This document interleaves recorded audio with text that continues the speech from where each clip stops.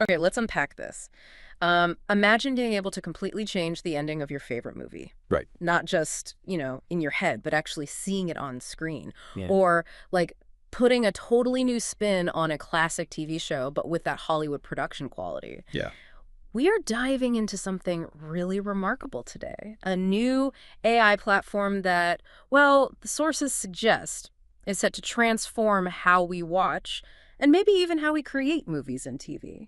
That's absolutely right. We've been digging through quite a few sources, lots of research on this tech, some fascinating stuff in there from people like Kevin Brake, and we often find his work quite insightful. Yeah, definitely. So our mission today basically is to pull out from all this material what this platform actually is, try to get a handle on how it works, based on the descriptions, Okay. and then really explore what it could mean for storytellers, for audiences, for, well, the whole entertainment industry. Think of it as getting a shortcut to understanding a world where maybe you could have a direct hand in shaping your favorite film or series. Yeah. It's kind of wild. It really is. Yeah. The platform we're looking at, it's referred to as VO3 in some of the stuff we read. Yeah. And the potential they're describing is just immense. Immense how. It's positioned as a tool using really advanced generative AI.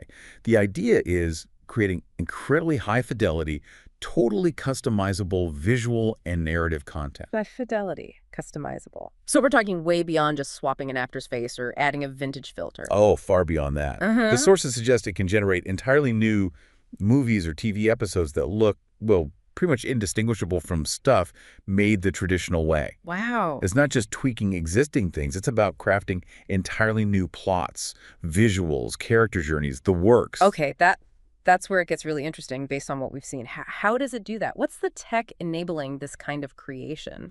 Well, the material points to a powerful combination of different generative AI models working together. Okay. Think of it like this. You've got models trained on huge amounts of text scripts, books, you name it, Yeah. to understand story structure, character arcs, dialogue. Right, the narrative part. Exactly.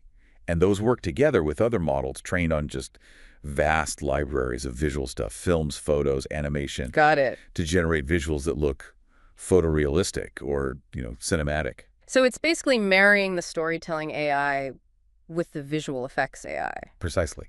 And the big challenge AI has always had with long videos is consistency. Yeah, keeping characters looking the same, objects staying put. Exactly.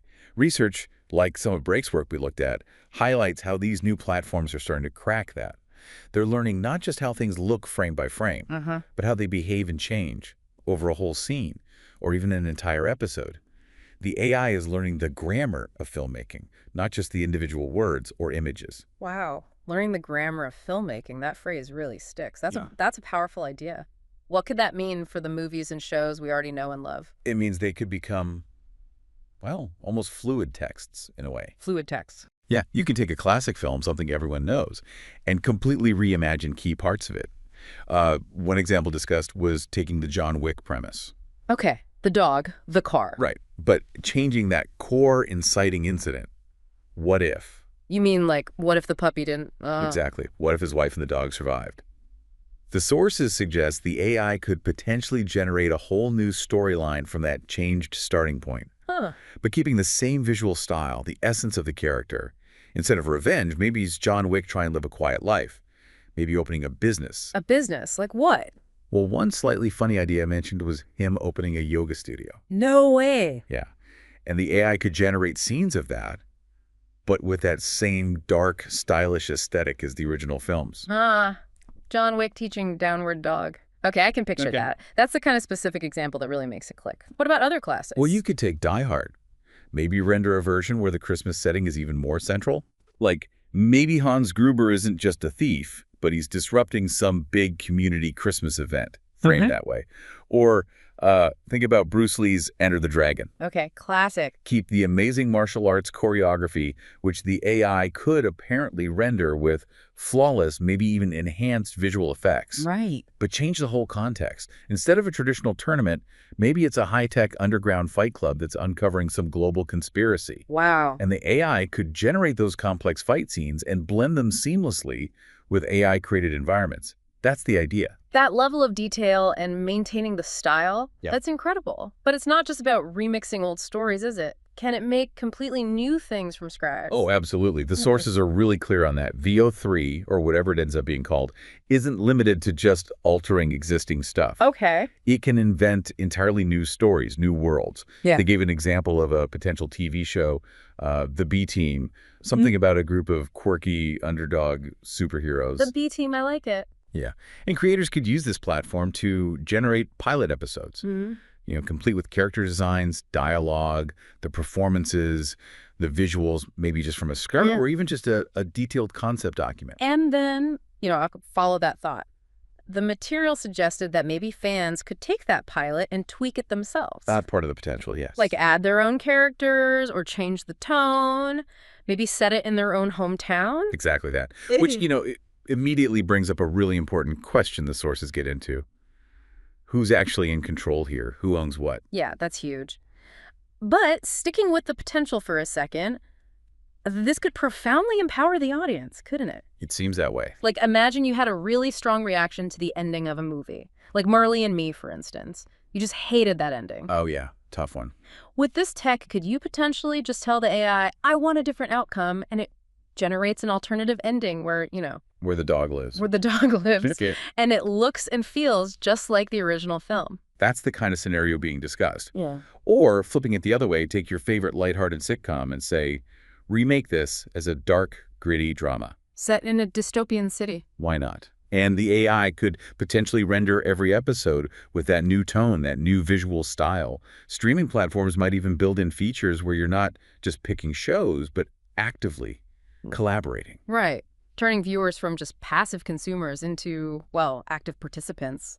Collaborators, even. The level of customization described is, yeah, pretty revolutionary, according to the research we looked at. So if we zoom out, look at the bigger picture, how does this start to change the actual industry, the business of making movies and TV? For the studios, the implications are massive. Yeah. Huge. It could potentially streamline huge chunks of the production pipeline. Like visual effects? Definite visual effects, maybe drastically reduce costs there. Yeah. Or enable really rapid prototyping of ideas, testing different storylines, generating trailers, maybe even creating custom fan experiences, all potentially much faster and cheaper. New revenue streams, too, maybe, through that customizable content. That's certainly something the material points towards. And for independent creators, this could be a massive game changer. How so? Leveling the playing field. Exactly. Allowing them to produce film, series, whatever, with production values that were previously only possible with major studio backing. It could really foster a whole new wave of creative voices, people not held back by the usual budget constraints. And there's always a but with this stuff. The sources also bring up some really complex questions, right? Absolutely, Pickles. Like, what happens to traditional filmmaking jobs? Cinematographers, editors, actors even, as we know them. Yeah, the human element. And how do you handle intellectual property? If fans can make potentially commercial remixes of copyrighted movies, where's the line? That's a legal minefield waiting to happen. And creatively, if every single viewer can demand their own perfect ending, does that fragment the whole idea of a shared audience experience? Does it change what storytelling is? These are the really significant hurdles and debates the industry is going to have to grapple with.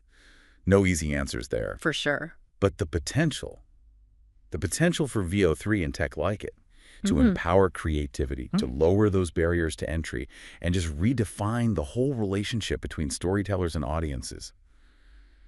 That seems pretty undeniable. Yeah. And the speed this is all moving at, which is something noted across all the material we saw, it's just astonishing, really. It really does feel like it's blurring that line between the creator and the audience, putting these incredibly powerful storytelling tools into so many more hands. Yeah. From reimagining those classics we talked about, enabling totally new kinds of shows, to empowering you, the audience, to interact with stories in fundamentally different ways.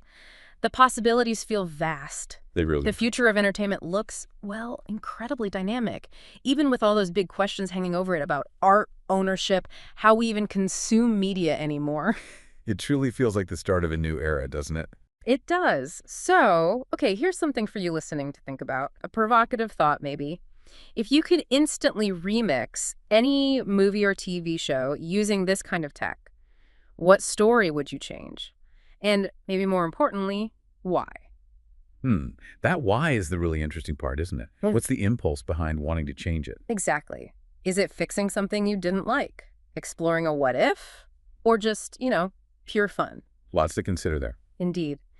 So if you found this discussion interesting, maybe thought-provoking, please do take a second like this, leave a comment, share your thoughts, or tell us what show you'd remix and why you'd do it. Yeah, we'd love to hear those ideas. And for anyone curious to learn more about this kind of groundbreaking AI tech that's changing creative fields, you can often find updates on places like the Google AI blog, or just keep an eye on the major tech and entertainment news sites.